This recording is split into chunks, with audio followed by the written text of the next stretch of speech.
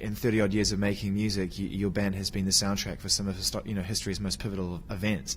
Walls have come down and presidents have been elected and bad things have happened, good things have happened. You were there at the turn of the millennium and the birth of new technology, of which we're still trying to get our head around. Has it hit you yet? That your band, and sorry to freak you out, but your band really is kind of a huge part of history and the music that will go along with these things. It's funny, we seem to have a kind of Alzheimer's about our own past, and I think it might be dysfunctional because we really don't ever listen to our own songs or think ever about the past. I mean, Edge has had to, because he's assembled these collections, the best ofs and things like that, but I never do. And I think there is a place for thinking about where what we've been through, but it hasn't happened to us yet. You did a bit of reflection though off the back of the last tour. There was the best of that came out, and some really good books, some good literature and picture books that came out that kind of almost put a cap on that time and allowed you to call an album No Line on the Horizon. Otherwise, it would have been hypocritical. See, that's the future, isn't it? It's that seems to be our whole modus. Yeah. Is to sort of kiss the future and the past. Yeah, I bleeped myself there. Yeah, well done. I thought the moment where it came home to me was when we played for the Obama inauguration in Washington, D.C. And it was for a strange reason. We'd been using the original footage of Martin Luther King's speech on our tour. During Pride. Pride, because we had that song written about him and that movement.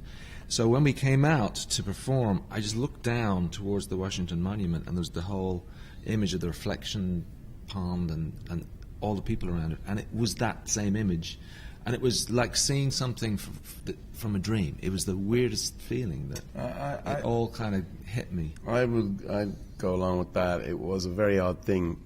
The steps of the Lincoln Memorial, where we played the song that we wrote when we were 23 years old. This is my point, you know that, right? You guys have been there through all these things, and now you're still there, watching history change. But these were the steps. These were the steps that King made that speech. Yeah.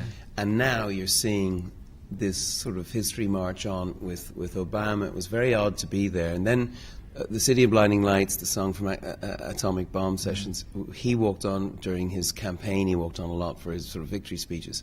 So we were playing 9 minutes of this really important occasion for America, and no one seemed to spot that we were Irish. And then we thought, well, actually, no, because in that sense, the reason we were there, I think the reason that Obama wanted us there was to make the point that actually there's an international aspect to what he's trying to do. And King, when he talks about "I have a dream," he wasn't just talking about the American dream. He was talking about it was a dream big enough to fit the whole world. Yeah, it's like you say, it was an important time and a real honour, I think, for. And then we got home, of course, and I had said, what an honour for 4 boys from the north side of Dublin. And all the Irish papers, they're no longer living on the north side of Dublin. I was like, what? It's what keeps you going. It keeps you grounded, doesn't it? I mean, oh my God, it's like Frank Sinatra is no longer from, Hoboken. I mean, it's like, wow. They do allow you some concessions, though. You can still drive like a lunatic around your own town and not get pulled over, because that ride that you gave me to your place that time was one of the most terrifying car rides I've ever had in my life. It took me about 5 minutes to work out the only reason you were getting away with it was because you were Bono and everyone was just getting out of your way. He's well known in the area. They see traffic lights in Ireland more as advice.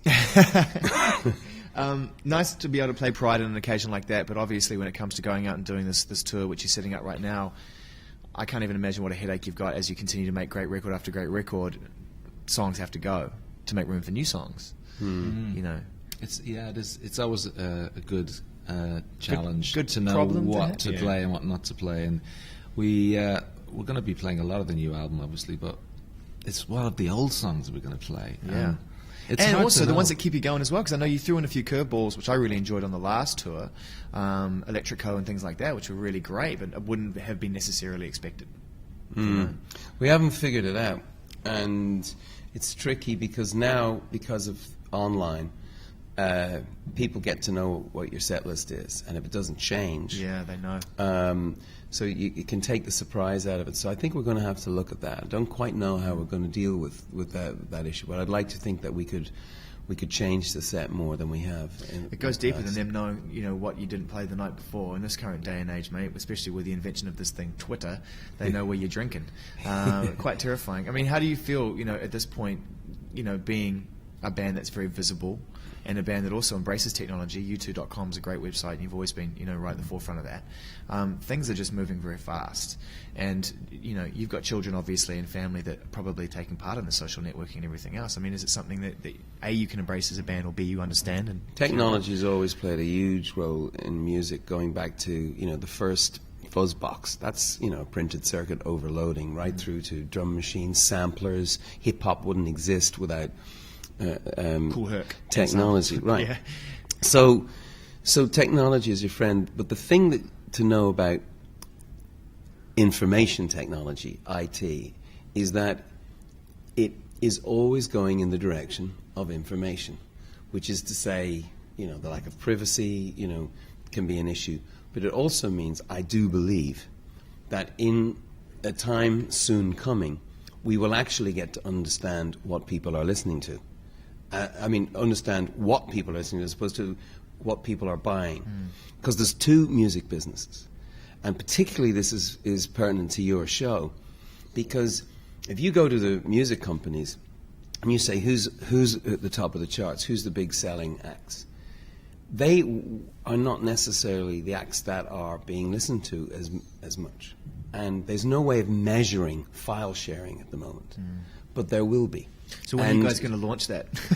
You own everything else. But wouldn't you love to be actually to find out what people are listening Somebody's to? doing it. Some bright spark is in a bedroom somewhere, and he's cracking it as we speak. It has to be. And that's going to change the game for everybody, because then we'll actually know who you might find. You know, I think you'll find out something like Interpol are the biggest band in the world. You guys will drop down to and 87. you two are like, you know, I don't know, because just their audience are just file sharing and spreading it around. You just don't know. It would be nice if at some point, even for a day, Interpol were the biggest band in the world. Yes. But as it stands right now, you guys are still holding it down. And March 2nd, you know, internationally, the album is going to get released. There's touring to be done. You've promised big things. I don't know how much bigger you can get, but you promised big things. This release, this album, is that we really wanted it to be an album. We didn't want it to be just a collection of songs. That's one of the things that I sort of feel has been lost a little bit with the technology now. Itemizing music song by song, yeah. It's just, you know, it used to be, and I hate to, you know, sound nostalgic, but when it was a vinyl record and you put on the needle and it was 6 songs later, you turned it over and played the other side, there was a kind of a ritual aspect to it which really connected you, the listener, to the work. Yeah. Now it's like tap water, it's a commodity, it's like available in every different form, wherever you happen to be. You can have it in the shower, you can have it in your car, whatever, as you jog. It's lost a little bit of that depth of connection between the listener and the masterpiece albums. It's why, you know, we play the records in full from start to finish on the show. Well, that's what we were trying to do with this record, was just not make everything a single, not make everything you know, a great live tune, but make everything a piece of music that we're convinced people would really want to listen to, not once, twice, but hundreds of times. And so we put a lot of thought into that, and we're working on other ways to add depth to the experience of listening to the record in terms of new innovative forms of artwork and the different formats that we've released the album in. So we're really trying to claw back some of that, what we felt as fans, you know, of records that we bought when they were vinyl records. And I don't know, I'd love to see that happen more. It's a fight worth fighting. You Yeah. know? And I wish you all the best. I'll stand alongside you in that. Well, can I say, you know, we're talking about the unofficial music business and the official and how different they might be. I would imagine the unofficial one would look and sound a lot like your show. I'll take that as that's the best compliment I've had all day.